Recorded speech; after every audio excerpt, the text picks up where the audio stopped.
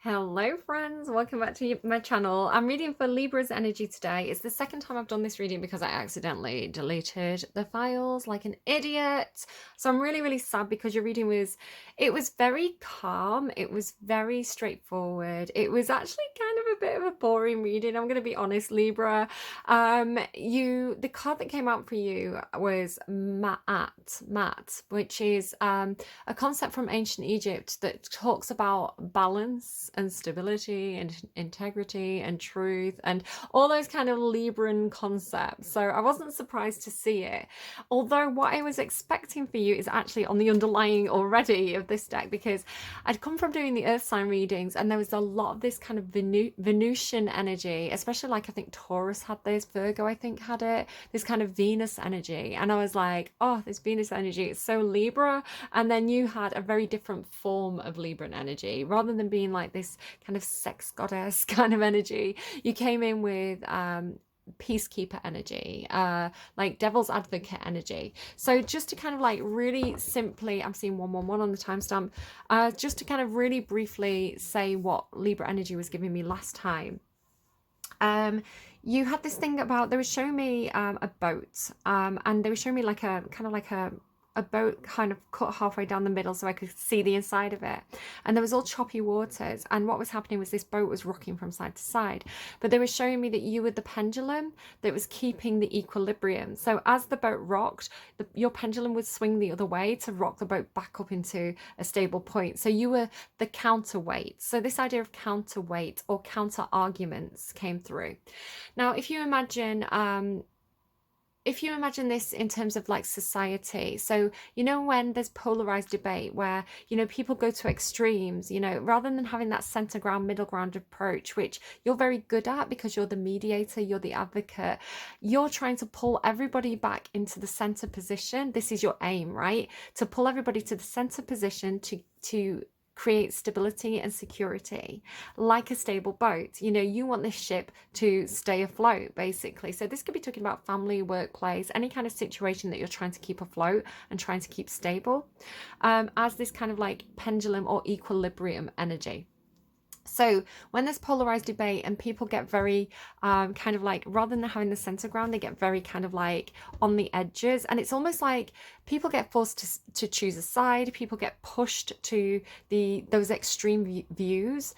So say, for example, you imagine a group of people with a very polarized opinion, a very polarized view, and it could be any topic at all.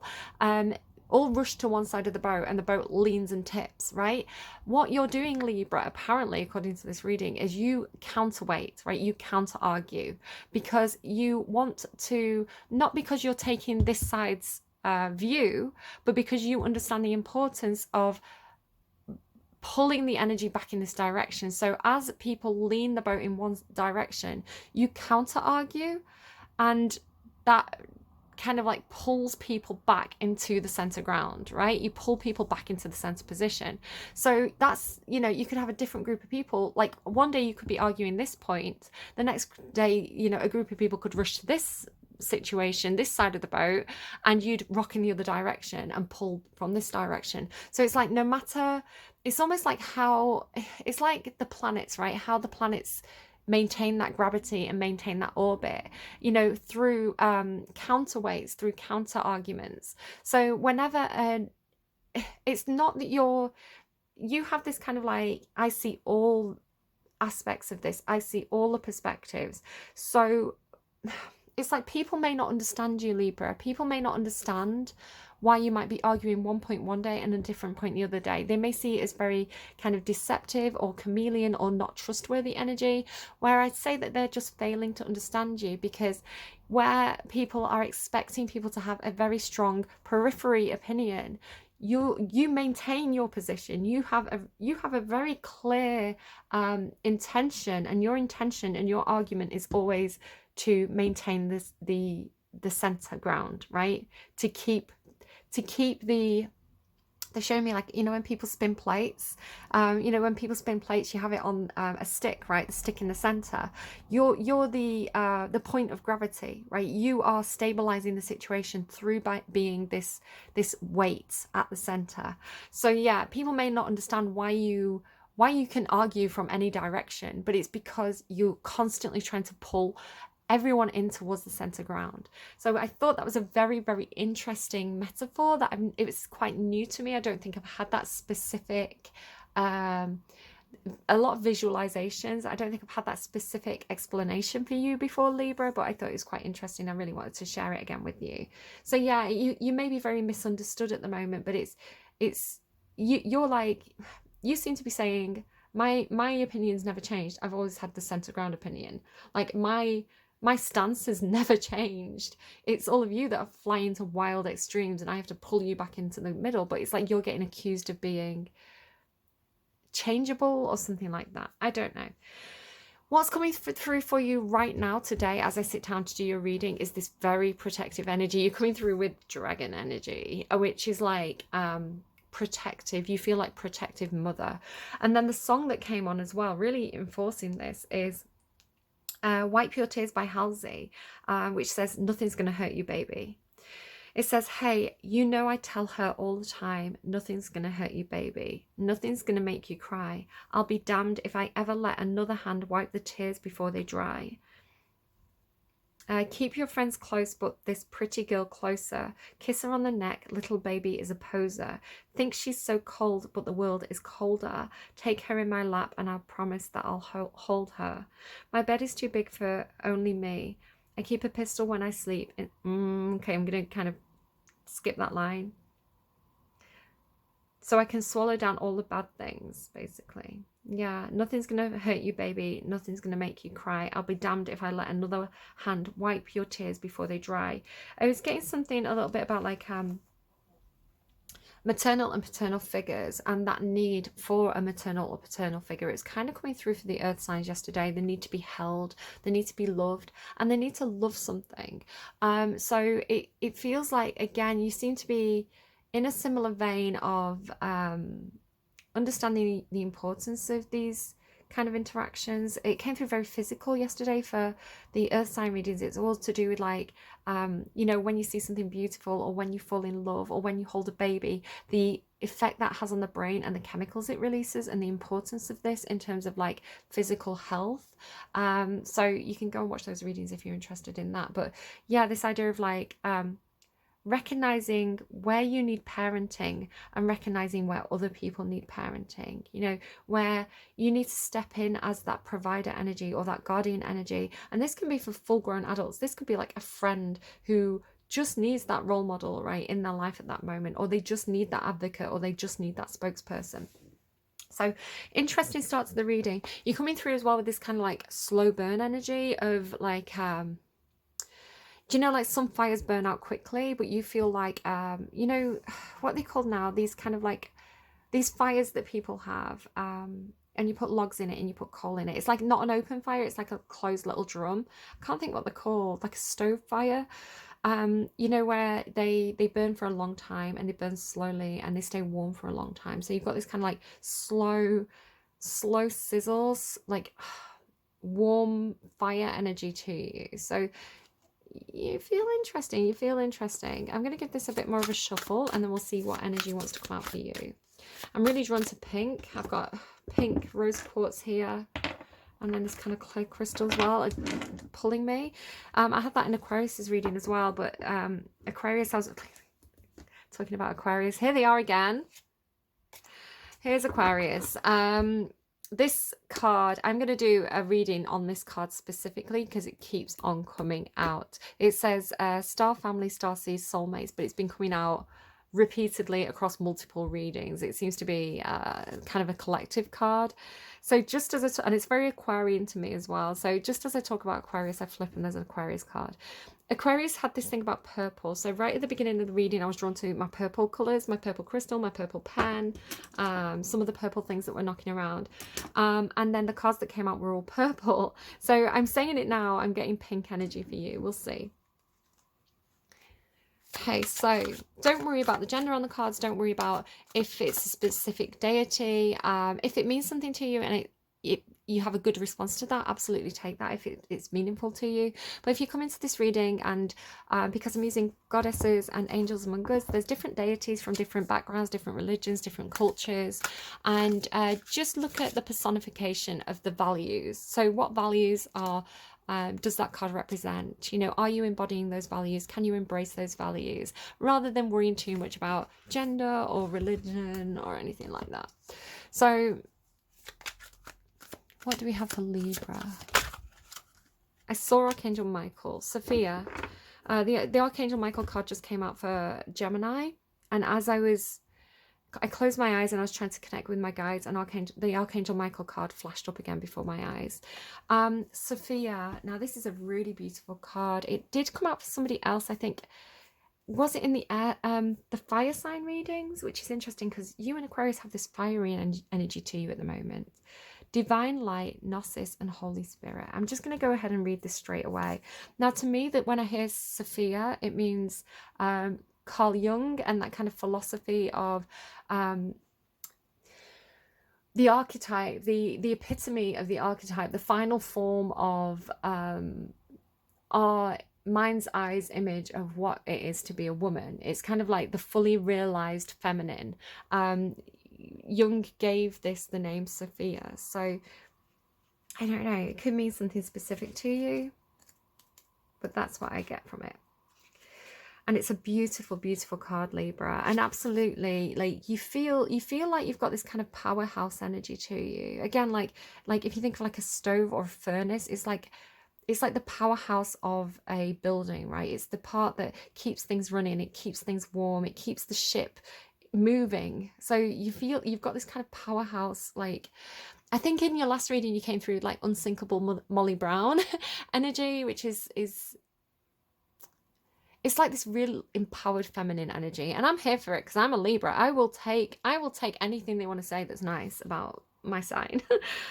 Sophia is known as the Greek goddess of wisdom, but in the Jewish mysticism of Kabbalah and the Christian Gnostic tradition, she is considered to be the female part of God.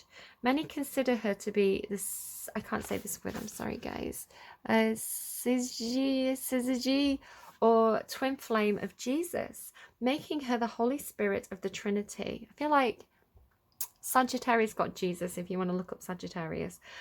She is the divine light of God and the soul of the world.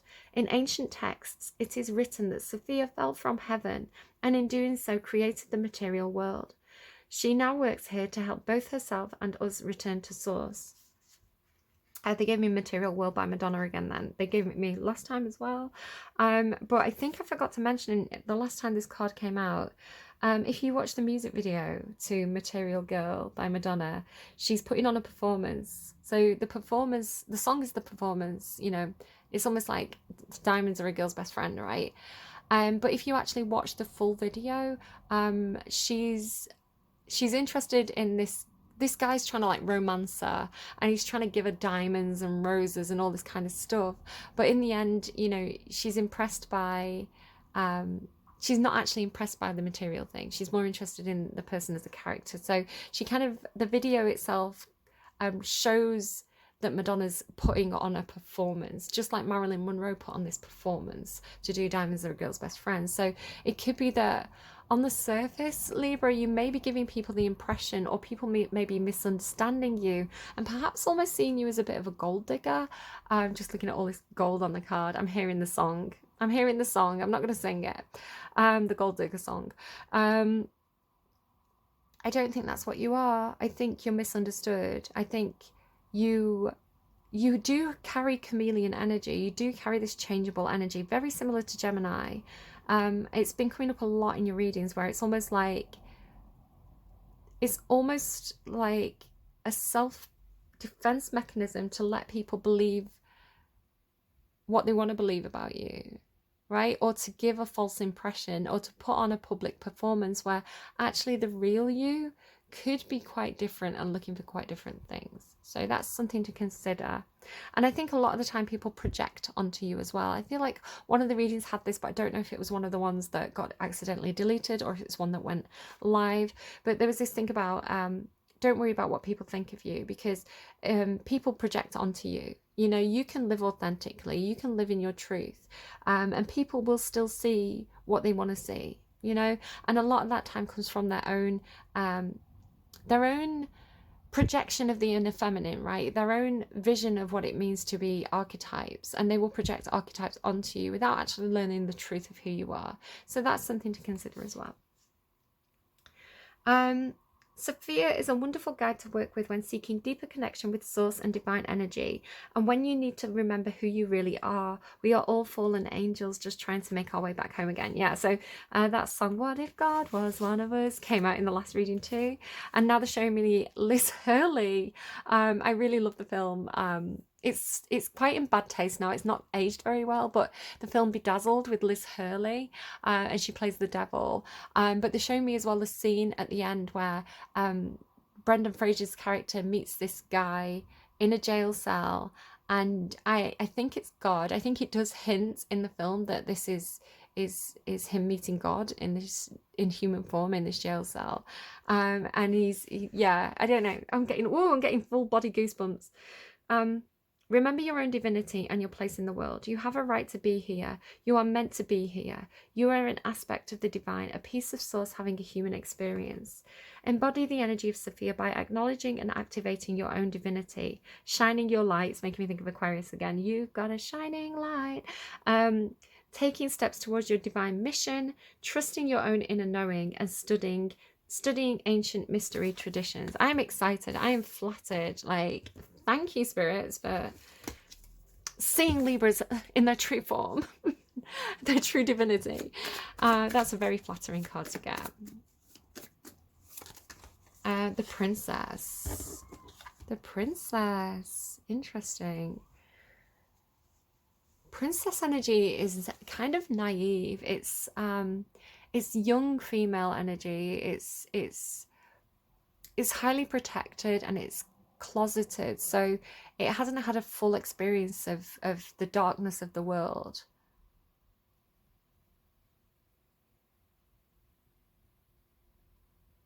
But princess energy is a shining light, right? That is the typical role of a princess, to be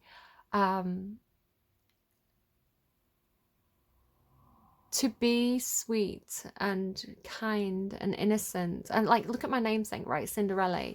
So Cinderella, you know, her best characteristics are often criticized by you know, feminists who believe that women should be perhaps more typically masculine, right? There's different people who believe different versions of feminism, but there's this reclamation, this reclaiming of what it means to be female and feminine, and to have female values.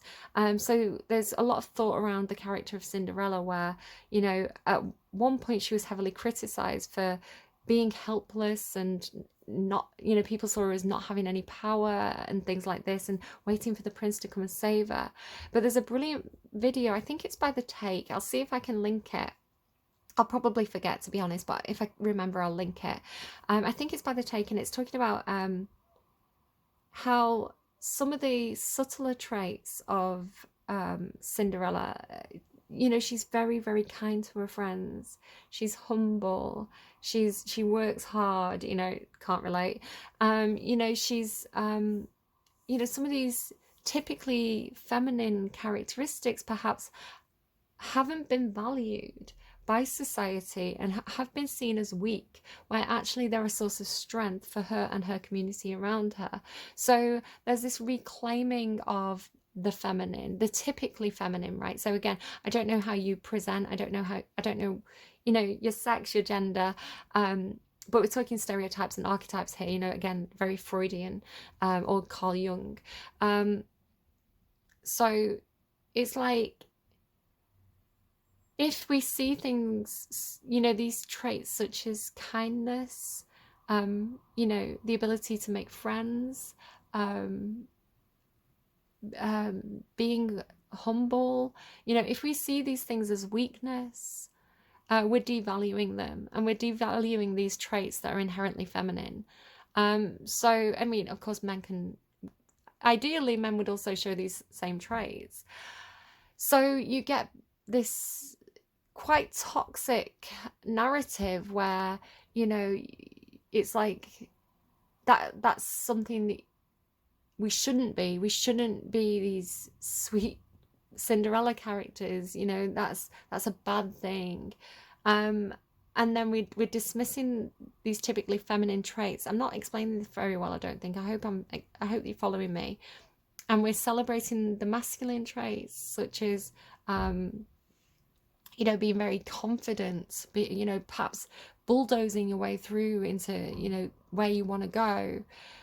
And so is that feminism if we're telling women that they have to be more like men rather than celebrating these kind of finer, more gentle, typically girly girl qualities? No, that's not true feminism. I would say that's a rejection of the feminine. So there's this wave of feminism that's reclaiming these values. So you can see things like bimbo core and Barbie core, where people are celebrating these typically more feminine traits. And you know that the beacon, if you look at Princess Diana as an example, she was yes, she was courageous, yes, she was bold at times, but she was so feminine as well, and beautiful and delicate. And again, people may have different feelings around her, but she did become this beacon of light and hope, this ray of sunshine in a dark world. And she went out and did a lot of charity work where, you know,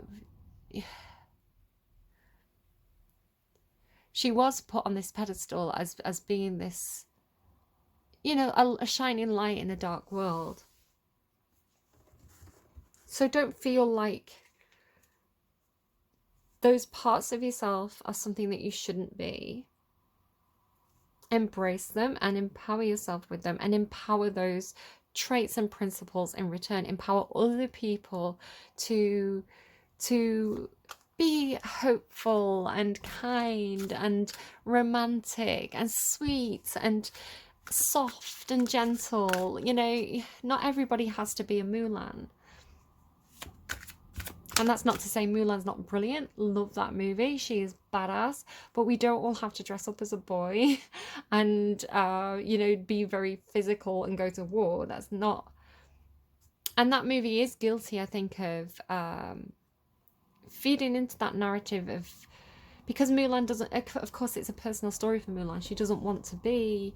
you know, she doesn't want to do the typically girly role that was available to her. And again, feminism is choice. But we want to be careful that we're not devaluing those typically feminine traits, and I think we have been doing as a society. What energy is around Libra for the month of February? What's available? Hang on. Dialing in. Okay. Dialed in a bit too far. Yeah, okay, really interesting. Oh, look at this. Who else had these kind of cards? Okay, I love this. So you've got the Black Madonna, Cosmic Mother, the Void, the Beginning on the underlying. I can't remember who had that. I think it was Capricorn. Yeah, because they had that void energy. Okay, so immediately, Kali and Hell. Shadow, illusion, ego, depth, endings, hidden aspects. It seems bad, but it's not bad. Is it bad? We'll find more. And then you've got Joan of Arc, courage, fearlessness, and activism. And you've got White Tara, peace, longevity, healing, and compassion. So I almost want to put these in the same bracket as that kind of almost Mulan-like warrior feminine energy. Right, Kali, Hell, Joan of Arc. These are warriors. And again, I am not celebrating that. I love Mulan, but I think everybody's an individual. And again, going back to the true principle of what I believe feminism to be is giving people the choice and not and allowing people to be who they are and not telling girls what they should or shouldn't be. And then you have this gorgeous White Tara, which again feels more like those more delicate, typically feminine values. Black Madonna and White Tara. No pink, no pink, no pink here. Okay, wow. Oh, that's a lot to get through. So Callie, what time are we on? 24. I don't want these readings to be too long, especially because it's the second time I've done them. What I'm getting instinctively here is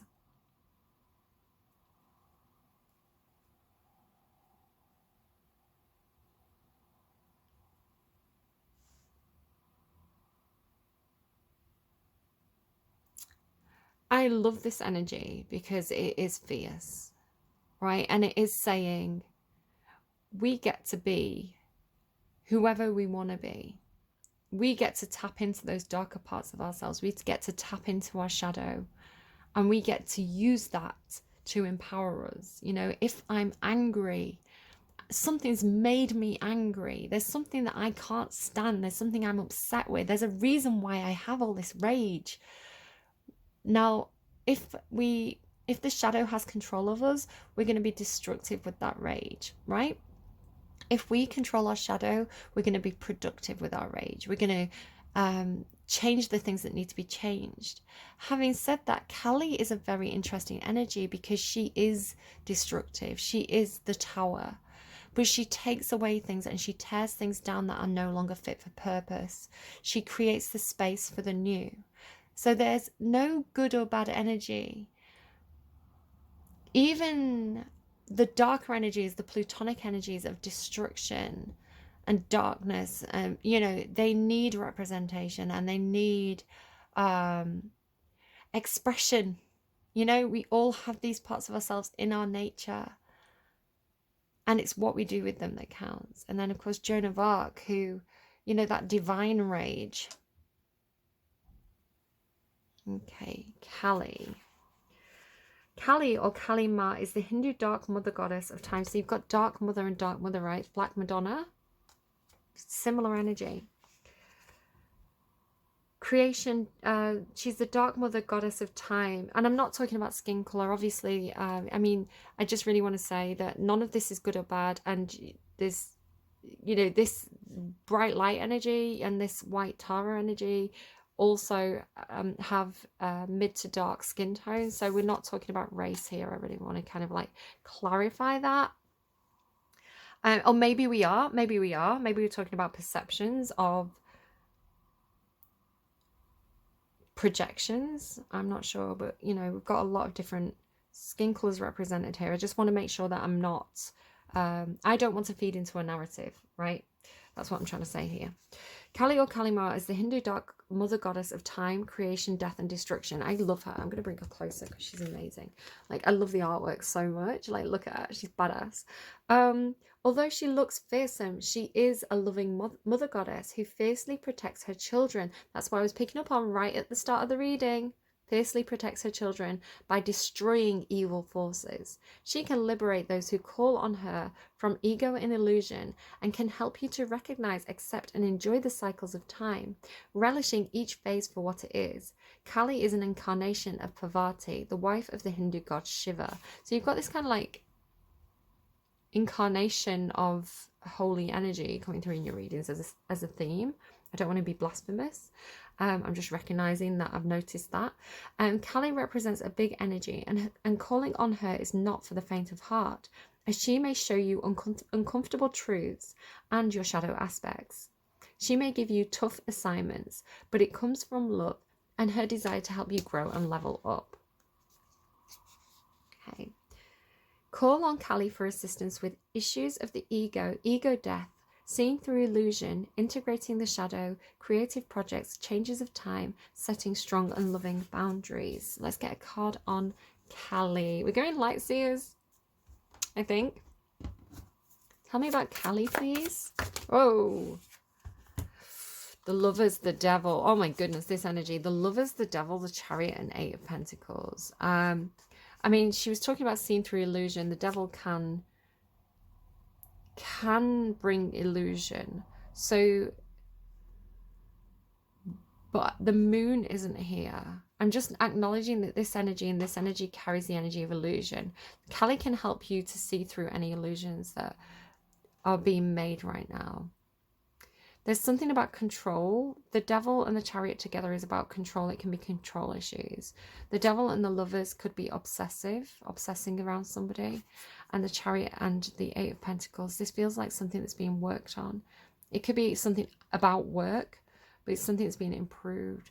So control issues in relationships, toxic relationships with the theme of control, but also success. That is strong energy. You've got some stuff. You're dealing with something here, Libra.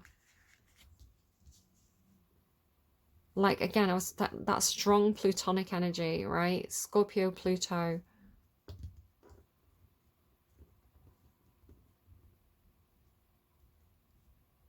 Can I get a card from my deck on this, please? Thank you. The ring. Could be something about commitments here as well. Be careful who you're getting into commitments with, because this could be, there could be control here. Kali can help you break through, and it may not be your own, right? It may be something that somebody else is stuck in. I want to say that control comes from ego, right? Control issues come from a place of fear. I'm afraid this person's going to leave me. I'm afraid I'm not good enough. I'm afraid that this person's going to cheat on me. So when we try to control others, it's coming from a place of fear or lack or insecurity within ourselves, which again is the ego talking. So we need to be self-aware to see if we're controlling in relationships and where we're being controlled and how. And Kali can help you see that. Again, you've got ego here as well, right?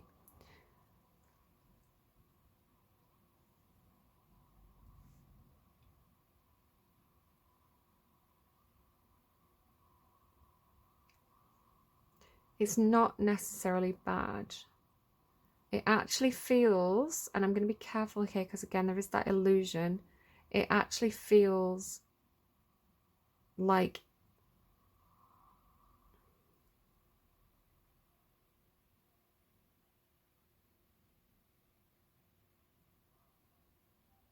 it could be a very, very, very strong soul connection that you're tied to here.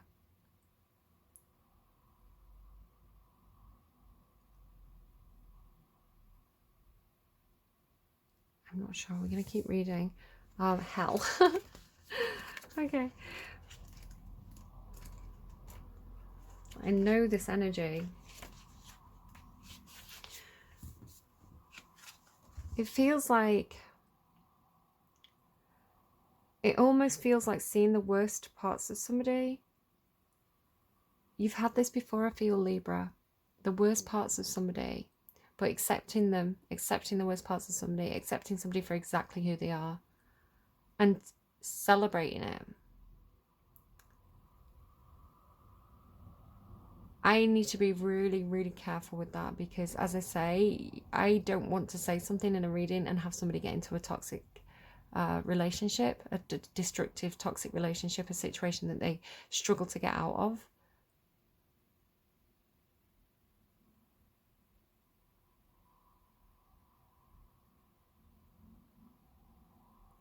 I'm picking up on things. I just want to keep reading. Hell, which means hidden, is the goddess of the underworld, in Norse mythology. Not to be confused with the Christian hell, the Norse underworld was not a place of punishment for most souls, but was the resting place for those who died from illness, old age, or accidents. If you died in battle, you were said to have gone to Valhalla. Hell especially watches over women who died in childbirth. Okay, so Hell especially watches over women who died in childbirth and children who have died. And she guides and watches over all souls as they journey through the underworld until they can be reborn again. So very kind of a little bit like Persephone, I guess, but a different version. Daughter to the god Loki and giantess Angerboda, there is only one passing mention of Hel in Old Norse literature, and yet she is a goddess who has prevailed. Hell is still called on by those who are going through difficulties, going through hell, if you will, and she can help you walk through the darkness and dive to the depths of your soul and come out of the other side again. The oracle, trust that in times of difficulty you are being guided by the goddess. She holds your hand even when you can't see or feel her. She is always there, within you and all around you. There is a light at the end of the tunnel. So she feels a lot like the Tarot de la Nuit, the Angel de la Nuit from that deck. She's an angel that helps you through the darkest periods of your life. So I feel like there's somebody going through the darkness right now, and you're the light at the end of the tunnel. You're the guiding light for this person. It could be Aquarius. Could be Capricorn, because Capricorn have the thing about possibly losing a child or something like that. It kind of it's always difficult to talk about if something like that comes out in the readings. I don't want to. I have to be careful. Call on Hal for assistance with going through difficult and hard times, doing deep spiritual work. Right, we've got shadow work here with Callie. Being unable to see your path, grief, discovering who you really are, connecting with your ancestors and mediumship. Tell me about hell. Again, I'm using the Light Seers Tarot. Why is hell here? Grief. Grief. Somebody's grieving. The Emperor, perhaps? Father. Boss. Divine Masculine. Banquet. The Table. So make of that what you will. Banquet, the table. The table on its own can be... it's the place of discussion. It's what's on the table, right? What is being negotiated here? What is the strategy? So it's a point of it can be quite an official meaning, but along with the banquet, and the banquet being kind of like a feast, the feast of plenty, having abundance, the banquet on the table could together. It seems like it could be specifically like I don't know, some kind of party, and you've got like a lot of food put out. It could be literal.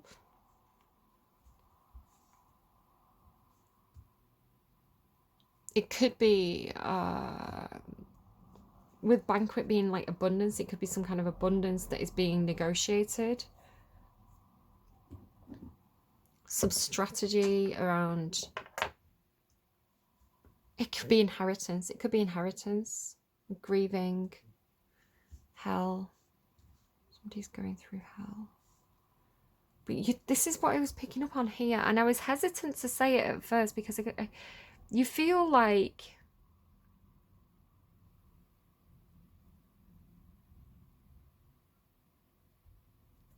Because you're Sophia, right? You're the embodiment of God. And then here you have all this hell energy. It doesn't feel... incompatible, right? The whole point of the Chariot card is the light and the darkness being pulled together to create stability. And what was I talking about at the start of the reading? The idea of like being in the center ground, right? Being on earth, being in the center ground, and having the intention of creating unity through the balance of the yin and yang, through the balance of the light and shadow, and understanding this. My throat closing up there. Saint Joan of Arc. So I'm not going to read the whole of that one, I don't think. But let's read the Oracle. This is your pep talk from the divine. You have got this, so keep going and stay strong. Don't give up before the things turn in your favor. Keep fighting the good fight.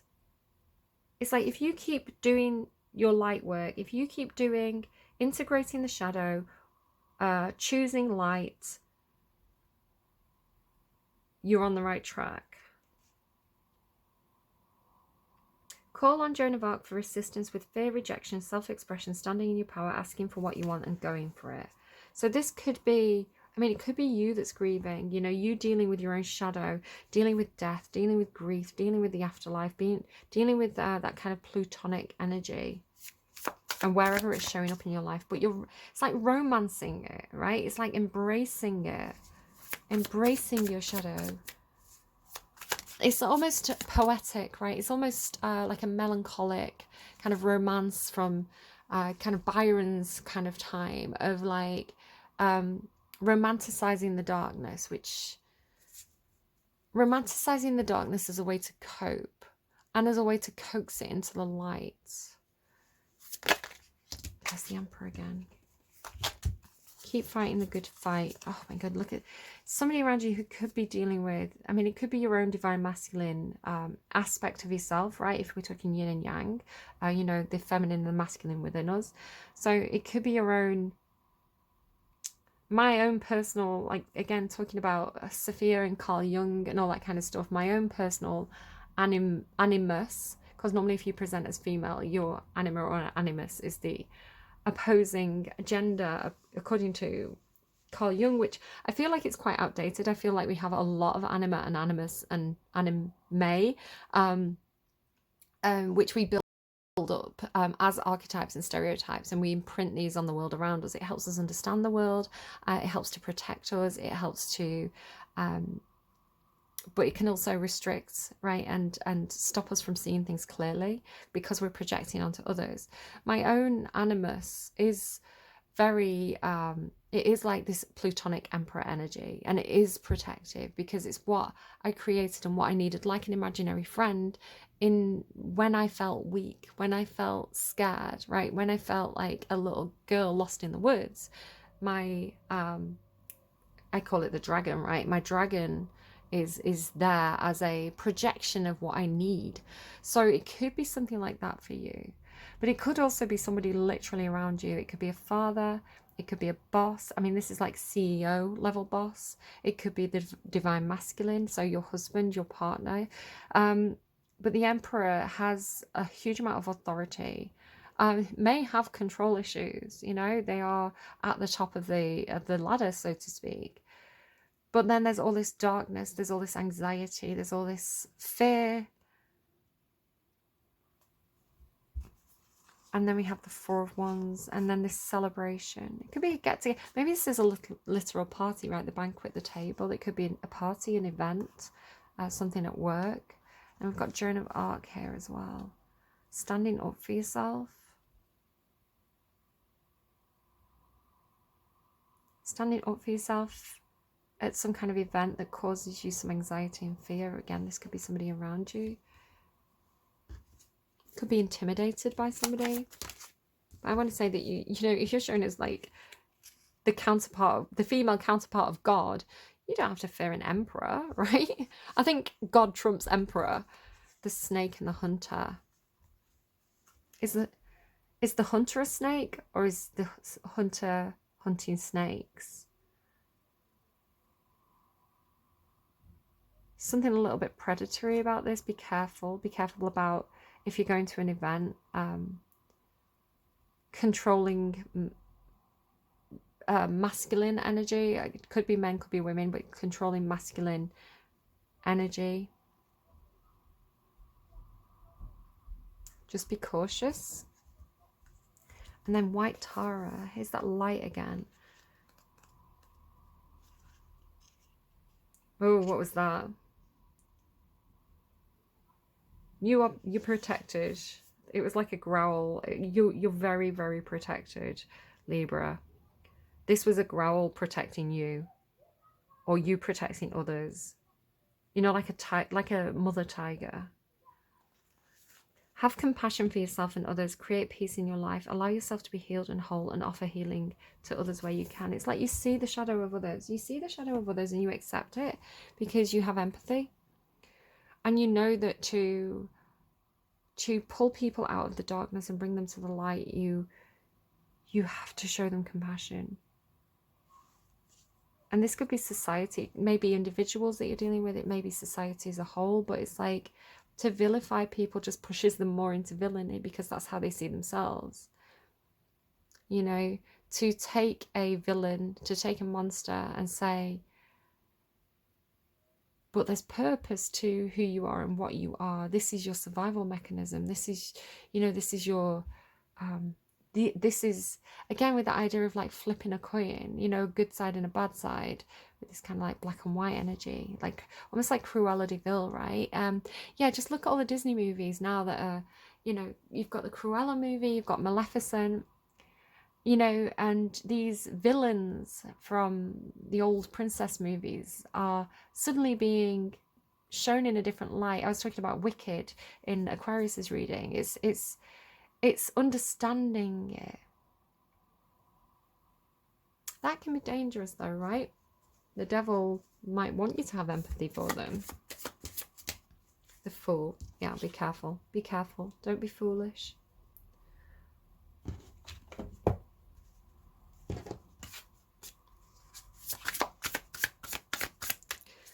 You're going to be okay though. I'm going to get you some advice as well. Yeah, there's some kind of offer here that's being blocked. Something kind of offer here that's... I feel like the divine is blocking it to protect you. Like, they won't let this come through if it's not right for you, I want to say. You've got very strong spirit guides. Literally. Like, look at who you are. Look at who you're showing up as. Advice. Yeah, look at... There's Maleficent. Can't tell if you're... Can't tell if this is your shadow. Right? You're in a Maleficent. You're... You know, presenting to the world like a princess, but having the evil queen within, but then loving the evil queen within. There's a lot of great songs at the moment that are like women re-embracing the shadow. So there's like full-on playlists, like I've got like a Dark Horse playlist. I've got like there's literal playlists that Spotify make or that other people make that are like you're the badass villain queen. You know, if you look at like Halsey's album as well, but it normally comes from a place of self-protection and survival. My tummy's rumbling, so I need to eat because that's kind of good for survival. Evil queen, you deserve sugar, not salt. I don't know if people perceive you as an evil queen because maybe they're, again, projecting their own shadow or recognizing their own shadow in you, but you're showing as this guiding light energy. Someone in your life is mistreating you. You keep trying to see the good in them, but they just keep disappointing you again and again. The truth is, some people don't deserve second chances. As difficult as it may be, this is your sign that you need to cut them loose. Unfollow them and block their number. It's time to move on. Do whatever it takes to find some inner peace, for it's just as precious as gold. So it's going to be different from all of you. For some of you, it's this...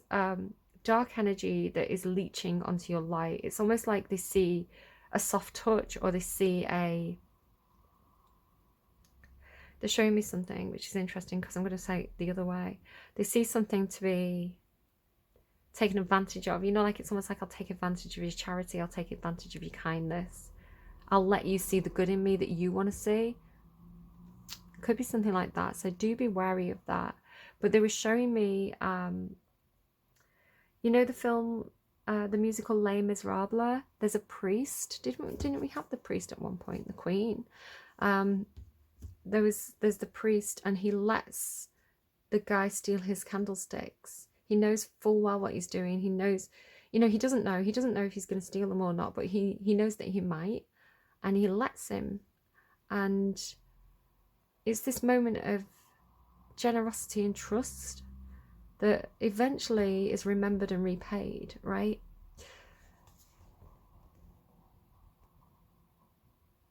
Do whatever it takes to find some inner peace, for inner peace is just as precious as gold. And then you've got the sword, make the change. There's a big life change that you've been thinking of making for a while now. This is a sign that you need to trust your instincts and take the leap. Whatever you're thinking about, cutting your hair or finding a job better suited to you, do the thing and do it with confidence. All right, I hope this reading is helpful to you, Libra. It's very, very interesting. I'm going to get a song for you to close out the reading, me puzzling over it. It's much more interesting than your last reading. So again, your song was Wipe Your Tears. Nothing's going to hurt you, baby. My tummy's rumbling. It was my tummy, it wasn't a trump, guys. Like, it sounded a bit suspicious, but...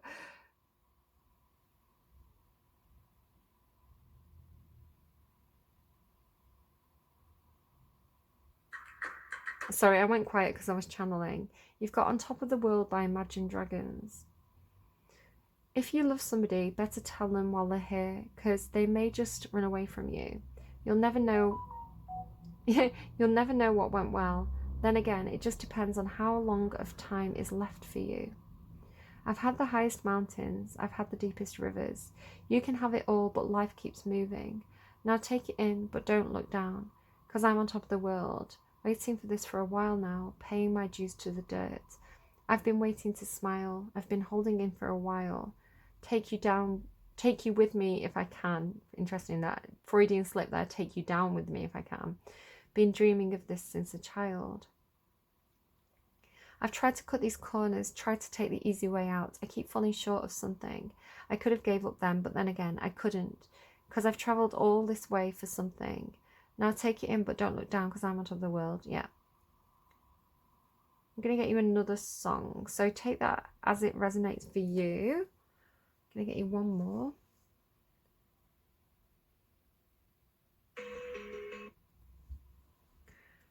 Plain Dangerous by Blue Shore. This is actually, I think originally by Lana Del Rey. Officer, everybody knows that I'm a good girl, officer. No, I wouldn't do such a thing like that, that's for sure. The house was already on fire. I swear I'm not a liar. I'm a little shaken, but I'm fine, thanks for asking. Tell me, do you always work alone so late? Gosh, I'm a little shy standing here in my nightgown. Do you really have to put those tight handcuffs on? Looking at me, then suddenly I'm in love, love in a hurricane. I've been bad, I've been wrong, I'm playing a dangerous game. That's what it feels like, right? Love in a hurricane. That's kind of the power of that.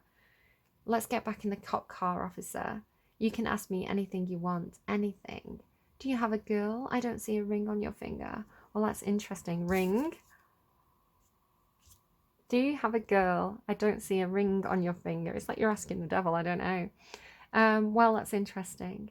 Have you ever thought of dating a singer? The flames are getting higher and so is my desire. It's kind of exciting, don't you think?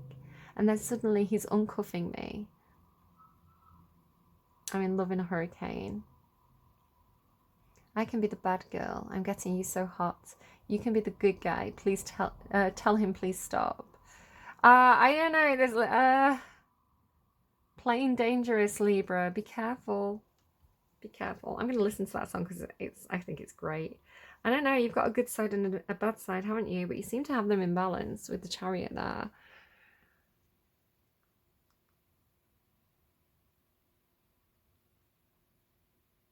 I'll ask one more question.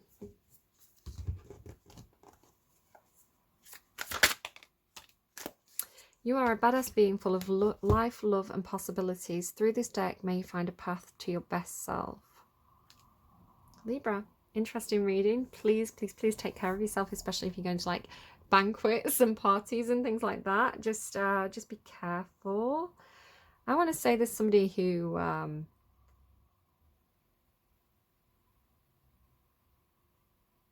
again, I don't know if it's like you with your two sides, right? And finding that balance. You could just be like thoroughly in love with yourself, which I mean, why wouldn't you be, Libras? I don't know. Take it as it resonates. Leave it if it doesn't. Very interesting reading. Thank you for that, and I will see you again soon. Bye, guys.